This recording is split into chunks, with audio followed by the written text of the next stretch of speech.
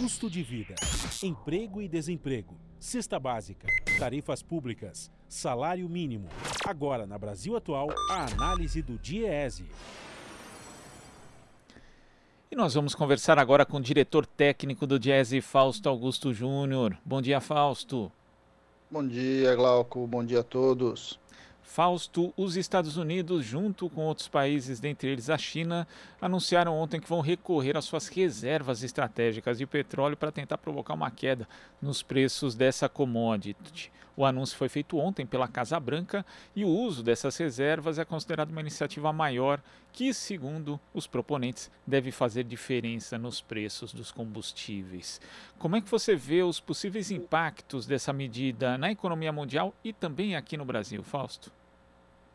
Bem, Glauco, a primeira coisa é a gente perceber que a partir dessa medida que foi impulsionada aí pelos Estados Unidos, o quanto o mercado de petróleo está muito longe de ser um mercado de livre concorrência como o atual governo aqui no Brasil tenta colocar. O mercado do petróleo ele é um mercado oligopolizado, basicamente nós estamos falando aí dos países da OPEP, né, vinculados aí principalmente os países árabes e agora com a Rússia aí lidando um pouco nessa discussão, e que de alguma forma há pressões de todos os lados e essas pressões são de grande maneira de ordem geopolítica. Há uma grande disputa hoje no mundo do mercado de petróleo. O petróleo é sim uma mercadoria importante na matriz de energia no mundo, ao contrário do que o ministro Guedes tem dito em relação à privatização da Petrobras, que lá na frente o petróleo vai ser algo pouco importante, etc. Essa ação, por exemplo, mostra o contrário disso, o quanto o petróleo é relevante na economia global, a ponto de você colocar países, inclusive em disputa como Estados Unidos e China, alinhados numa mesma iniciativa, que de alguma forma desponta aí como uma nova disputa bastante importante no mercado de petróleo. De fato, colocar as reservas estratégicas de países diferentes, né, um conjunto importante de países dos maiores consumidores, é uma espécie de queda de braço entre aqueles que têm o monopólio da produção, vis-à-vis uma espécie aí de rearranjo, aí de organização dos maiores consumidores do mundo. Onde isso vai dar é muito difícil de você saber, uma vez que, de fato, as próprias reservas estratégicas elas têm pouca capacidade de, ao longo prazo, reduzir o preço do petróleo.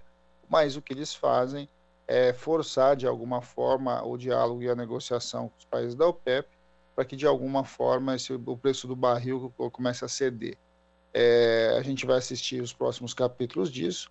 Agora, está muito claro que isso, de alguma forma, influencia a nossa discussão aqui, porque mostra que o debate sério com relação ao petróleo passa, sim, por uma política em que os países, de alguma forma, precisam se organizar e se organizam para lidar com uma alta internacional do preço do petróleo. Algo que, para nós, aqui no Brasil, deveria ser, inclusive, mais tranquilo, uma vez que o Brasil tinha chegado ali a capacidade de produzir petróleo muito próxima, na verdade, superado a sua demanda. Algo que, por exemplo, os Estados Unidos está muito longe disso, a China muito longe disso. E aí, o que a gente vê, na verdade, é o oposto, né? A gente vê uma desmontagem do sistema Petrobras, a gente vê um claro movimento do governo na direção de privatização de reservas estratégicas, como nós estamos assistindo aí na privatização do pré-sal, e a gente vai, de alguma forma, contra essa própria movimentação. É bom lembrar também, Glauco, que um dos argumentos utilizados pelo Biden, e não só isso, né, o que a gente tem assistido aí nas diversas discussões sobre o petróleo, é que o lucro, né, o dividendo das grandes irmãs aí do Big Oil, ele bateu recorde aí nesse período agora, né, ao longo desse ano, em especial puxado pela maior demanda, que foi a reativação econômica. E dentre essas empresas, né, de petrolíferas no mundo, a Petrobras foi a que mais distribuiu dividendos para a gente entender o quão a gente vai contra, inclusive, a própria política que está sendo orquestrada aí pelo mundo. Acho que esse é um debate que é bastante importante. É importante a gente trazer esse debate novamente aqui, porque o preço da gasolina aqui no Brasil é um dos elementos bastante importantes da puxada da inflação. O preço da gasolina, do óleo diesel, o gás de cozinha, que que de alguma forma tem a ver sim com esse debate que a gente está assistindo no mundo. O mundo está reagindo à alta do preço do petróleo, e o que a gente vê aqui no Brasil é simplesmente o repasse do consumidor e, de alguma forma, a pouca ação do Estado de verdade em relação a tentar enfrentar tudo isso. É uma contradição, né? Os maiores países do mundo começam a colocar suas reservas estratégicas, começam a fazer uma queda de braço com os países da OPEP, e o Brasil, que teria uma capacidade, inclusive, de lidar com isso de maneira muito mais tranquila, até porque a sua grande empresa é uma estatal, até porque ele mantém uma quantidade de produção de petróleo muito próxima ao seu consumo, vai no sentido oposto. É uma situação paradoxal e beiro inacreditável, né, Fausto? Porque, como você mencionou, o Brasil tem mais condições do que os Estados Unidos para lidar com essa questão das oscilações do mercado internacional em relação ao petróleo, mas abriu mão simplesmente desse direito, atrelando justamente a sua política de preços a isso. E mais do que isso, né? Enquanto o Biden, como você mencionou também, cobra as empresas petrolíferas, não só Biden, outros integrantes da Casa Branca têm falado bastante a respeito dos lucros astronômicos dessas companhias, enquanto as pessoas estão passando, né, estão pagando a mais pelos combustíveis lá.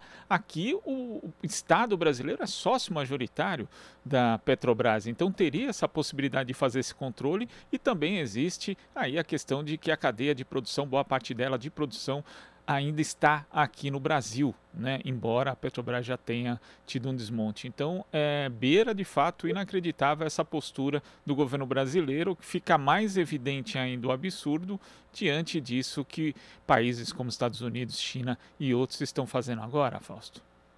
Bem, é isso, né, Glauco? O que a gente está dizendo é um tanto quanto sem sentido a política que a gente vê operando por dentro da Petrobras hoje. De um lado, é uma política de desmonte de uma das maiores empresas de petróleo do mundo. De outro lado, é simplesmente a sua privatização aos pedaços.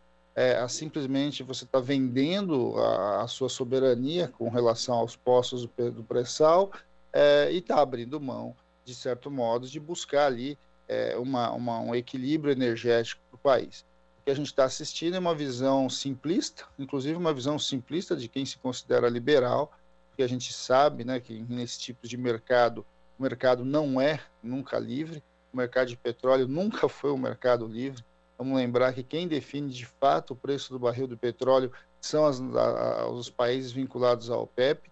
A questão do petróleo sempre foi uma situação estratégica global, ou seja, as disputas geopolíticas sempre influenciaram, guerras acontecem por causa do petróleo, e vende-se uma ideia de que simplesmente esse deveria ser o mercado, como a gente assiste aí a feira livre do tomate, né? Se o tomate sobe, se o tomate desce, por conta aí da produção, por conta aí da demanda. Isso não é verdade, né? A lei da oferta e da procura não é uma realidade no mercado de petróleo, ao contrário, ela de certo modo está fortemente influenciada pelos diversos interesses globais, principalmente das grandes nações, que estão aí em queda de braço o tempo todo com os países da OPEP. O Brasil tinha pelo menos uma posição estratégica interessante, importante, a partir da descoberta do pré-sal. Ele poderia e deveria trabalhar com uma política de preços acoplada a uma política de desenvolvimento, e que, de fato, o atual governo simplesmente abriu mão. E abriu mão por quê? Abriu mão para chamados aí lucro dos acionistas, buscando uma tal aí de lei de mercado, buscando se equiparar aí no mundo ao chamado mercado do petróleo, o que na verdade é uma grande mentira, uma vez que de fato o que a gente está assistindo é o desmonte da Petrobras e a quebra da nossa soberania. A disputa do petróleo a partir do pré-sal para o Brasil pendia para o Brasil. O Brasil tinha condições e tem condições de lidar muito mais com essa questão de oscilação de preços, até porque tem um consumo menor e até porque tem uma grande produção. E o investimento, inclusive, em refinarias e etc., que poderia nos dar essa capacidade, inclusive, de estar lidando aí com o equilíbrio entre oferta e demanda, na verdade, simplesmente está sendo jogado no lixo. Acho que esse é um debate que precisa vir à tona na sociedade brasileira. A política de preços da Petrobras é uma política que está alterando a qualidade de vida do brasileiro. A gente está pagando mais pelo combustível, mas não é só pelo combustível, nós estamos pagando pelo combustível e pelo conjunto de produtos que de alguma forma é influenciado na produção, porque vamos lembrar, o Brasil é um país continental e a questão da logística, a questão do transporte, ela faz parte do importante da formação dos preços no Brasil, e simplesmente o atual governo abriu mão de fazer qualquer discussão sobre isso e que, de alguma forma, agora a gente está vendo países do mundo, os maiores consumidores do mundo, as maiores economias do mundo, se movimentando para reagir a isso. E chama atenção também, viu, Glauco, o fato de, entre esse conjunto dos países que estão se articulando, o Brasil não está no meio deles, né? Acho que isso é uma coisa para a gente pensar, porque que, de alguma forma, os grandes consumidores aí estão se movendo de um jeito, e que o Brasil já for ali um dos grandes países, uma das grandes economias do mundo, mas agora se desalinha do ponto de vista do interesse global, dos interesses aí de quem está se preocupando minimamente com o preço do combustível para a sua população. E quando você fala dessa questão do oligopólio, né, a gente até observa que ontem, mesmo com esse anúncio, o Brent do Mar do Norte, por exemplo, subiu 3,27%. O barril do petróleo, na verdade, subiu com o anúncio, até porque o tal mercado já tinha antecipado essas movimentações, essa possibilidade de uso das reservas estratégicas por parte dos Estados Unidos e também por outros países. E já se especula, inclusive, Fausto, que a OPEP pode simplesmente reter o petróleo para manter o preço do barril nesses patamares. Então é importante, né, a gente atentar ao que o governo brasileiro faz, não só porque acaba tendo impacto na economia daqui, mas uma questão de soberania. E quando se fala de soberania, não é só discurso, né, um discurso nacionalista, mas a soberania, abrir mão dela, traz efeitos muito negativos para a economia do país, como nós observamos hoje, Fausto. E principalmente para a população em geral, né, Glauco? Vamos olhar ali o que está acontecendo com uma parte significativa da população que não consegue minimamente comprar o seu botijão de gás, com um botijão de gás acima dos R$100. Não é possível você olhar, né, um setor todo aí sendo desmontado por conta de preços de petróleo, como a gente está vendo, toda essa questão aí dos trabalhadores de aplicativo, aí dos Ubers, de transporte individual. A gente está assistindo, né, e o governo simplesmente assiste um desmonte das possibilidades e um aumento das necessidades da sua população, e não age. Eu acho que isso é uma questão bastante significativa, e não age por um credo, né? Ou seja, ele acredita, ou pelo menos diz que acredita no tal livre mercado, e que no caso do petróleo não tem muito o que fazer. Mas no fundo, a gente sabe que o que está por trás de tudo isso é, de fato, a distribuição dos grandes dividendos para os grandes sócios ali desse grande negócio que chama petróleo no Brasil.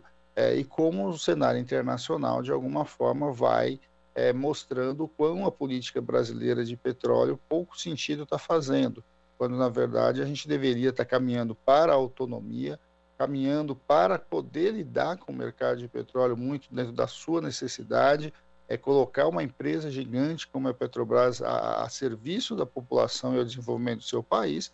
O que a gente vê, na verdade, é o oposto disso. Uma visão absolutamente simples de um liberalismo infantil que, de alguma forma, coloca aí o Brasil de joelhos em relação à discussão do petróleo no mundo, quando, ao contrário, o Brasil deveria ser um dos protagonistas dessa discussão.